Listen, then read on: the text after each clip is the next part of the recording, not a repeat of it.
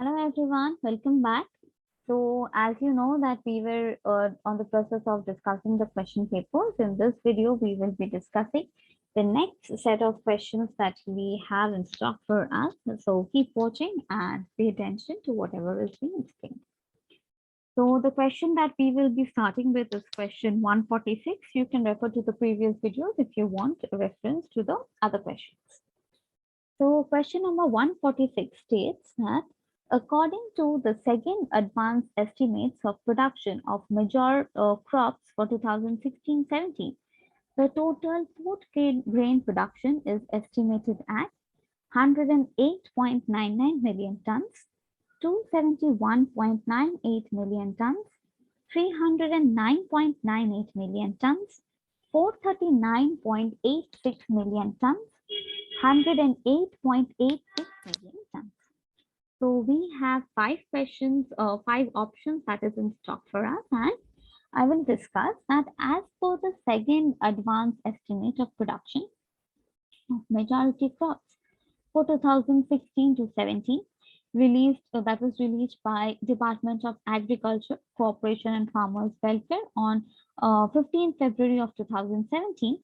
The total food grain production in the country was estimated at a record of 271.98 MT.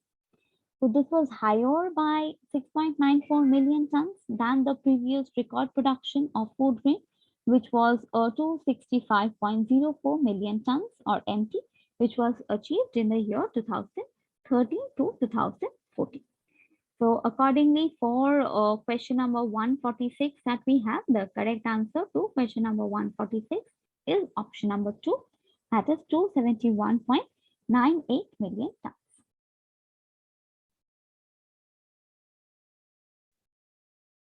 Next, we will move on to the question number 147. An economy is called as an agrarian economy if the contribution of the primary sector is a minimum of 50%, 60%, 70%, 75%, 80%. So we have five options as to basis on the options. An economy is called an agricultural or agrarian economy when the share of the primary sector, that is the sector which includes all those economic activities where there is direct use of natural resources for agriculture. It might be agriculture, forestry, fishing, fuels, metals, mining, all this, okay, which involves direct natural resources that accounts to 50% or more in the total output, that is the GDP of the country. So in that case, if the primary sector is more than 50%, only then it can be called an agrarian economy, which is the best example of this is India. We have more than 50% of our economy which produces agriculture or which is related to the primary sector. So our option is number 1, which is option number 1, that is 50%. Next, moving on to question number 148. Which among the following is not an example of kharif crops in India? Rice, sorghum, maize, wheat, or all are kharif crops. So rice, sorghum, maize are examples of kharif crops that are usually grown. These crops are usually grown with the beginning of the first rains during the southwest monsoon period or the southwest monsoon season. In India, the Kharif season is generally starting from the earliest of May months and it usually continues till January. It ends in January, we can say it ends in January. Wheat is a rabi crop that is sown in winter and it is harvested in the spring. So therefore, our option number 4 is the correct one, which is not an example of Kharif crop, that is wheat. Because wheat is a rabi crop and the others, that is rice, sorghum and maize, all are the kharif crops. Next, moving on to question number 149. Committee on 7th CPC recommendation on allowances was headed by AP Shah, ESL Narsimham, Shaktikanta Das, Arvind Panagaria, Ashok Lavasa. So we have five options, and the correct answer is option number five. That is, the government had in December 2016 accepted the recommendation of Justice A.K. Mathur, which was headed by the Seventh Pay Commission in respect of the hike in basic pay and pension. So for allowances, the government had constituted a committee under the Finance Secretary Ashok Lavasa to review the recommendations of this. So this was done following the protest by the government employees that the pay revision was not up to date and they required an increment in the payment, and such things were included in it. So the correct answer to question number 149 is option number 5, which is Ashok Lavasa. Moving on to question number 150. In terms of percentage of GDP, which of the following deficits is minimum in budget estimates of 2017-18? Fiscal deficit, primary deficit, revenue deficit, effective revenue deficit, none of this given as options. See, basically the union budget of 2017-18, it presented in the parliament on 1st of February 2017. It pegged fiscal deficit at 3.2% of the gross domestic product, which is the GDP for 2017-18. Okay. Revenue deficit was pegged at 1.9% of the GDP for 2017 to 18, from 2% of GDP as mandated by the Fiscal Responsibility and Budget Management Act. The effective revenue that was deficit, but deficit budgeted was rupees 125,813 crore, around 1,000 around okay, 1,25,813 crore in 2017-18, and was pegged at 0.7% of the GDP, as it was against 1.2% of the GDP that was estimated in the BE 2016 to 2017.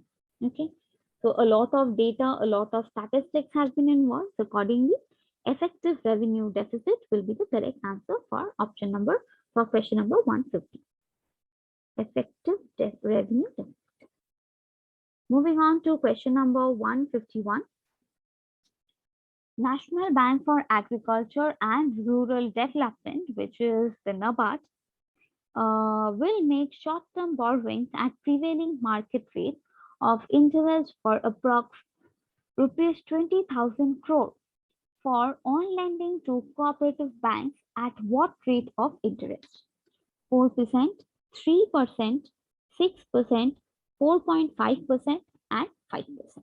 So see, basically, the Union Cabinet, which was chaired by the Prime Minister, Sri Narendra Modi, in January 2017, he allowed National Bank for Agriculture and Rural Development, which is the NABARD, to make short-term borrowings at prevailing market rate of interest for approximately rupees 20,000 crores for on lending cooperative banks at 4.5% rate of interest.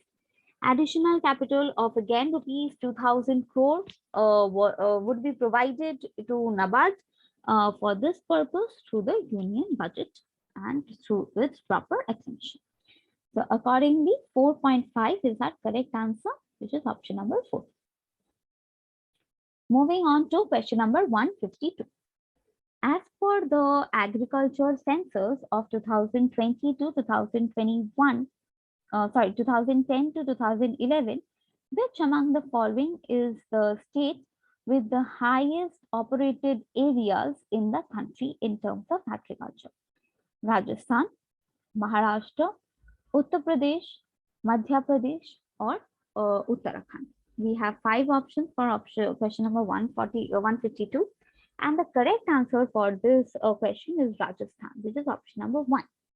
As per the agricultural census of 2010 to 2011, the total operated area in India was 159.59 million hectares.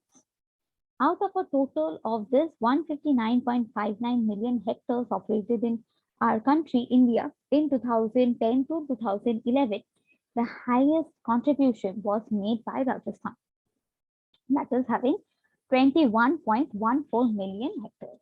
Okay, followed by Maharashtra, which was 19.77 million hectares, again followed by Madhya Pradesh, which was 15.84 million hectares, then followed by Andhra Pradesh, which was 14.29 million hectares, then followed by Karnataka, 12.16 million hectares, and then Gujarat, 9.90 million hectares, and so it followed and so on. So operated area includes both the cultivated and the uncultivated area, provided part of it is put to agricultural production during the reference period as it was mentioned. So accordingly, our question number 152's answer will be option number 1, which is Rajasthan. Moving on to question number 153. The MSP is decided in India based on the recommendations of which of the following? NAFED, NAFED, Niti Aayog, Ministry of Agriculture, CACP, other than those given as options. Okay. So the minimum market support, which is the MSP, is a form of market intervention by the government of India to ensure agricultural procedures against any sharp fall in the farm production or in the farm prices. So MSPs are announced by the government of India at the beginning of the sowing season for few or certain particular crops on the basis of the recommendation of the Commission for Agricultural Costs and Prices, which is the CACP, which is the full form, as I told you, Commission of Agricultural Cost and Prices. Moving on to question number 154. The second Green Revolution was launched in which of the following years? 2004, 2005, 2006, 2007, and 2009. These are the 5 options that we have. So NDA, which is done by NDA Union Finance Minister Jaswant Singh, on 9th of January 2004, he announced rupees 50,000 crores over the next period of the 3 years for the second Green Revolution. Now, for the second Green Revolution, which includes wasteland, development land, minor irrigation, functionality and viability of cooperatives, grading certification, storage of agro products and their processing, cold chains and modern abattoirs, the NABARD was asked to work out details of this rupees 50,000 crore program that was to be spread over the next 3 years.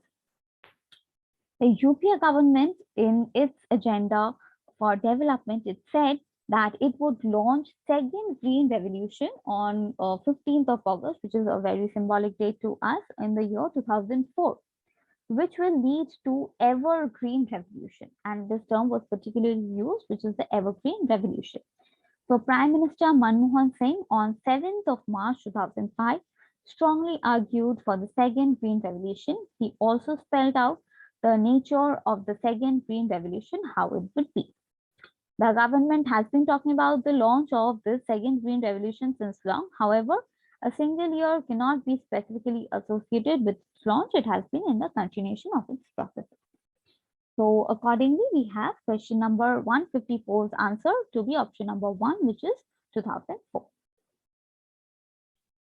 Next, moving on to question number 155. Who is the founder of the social organization called Dalit Panthers? Keshav Balaram Hedgewar, Narendra Dabholkar, Bala Saheb Deuras, Ram Vilas Paswan, Namdeo Dhasal. So we have 5 options, and the correct option is Dalit Panthareshwar, which was founded by Namdeo Dhasal and J.V. Pawar in Maharashtra in the year 1972 on 29th of May. It was a social organization that sought to combat caste discrimination and inequality. The movement basically saw its heyday in 1970s, and throughout the 1980s, the struggle that they have been facing, and it was later joined by many Dalit or Buddhist or Dalit Buddhist activists, and they were gaining mastery.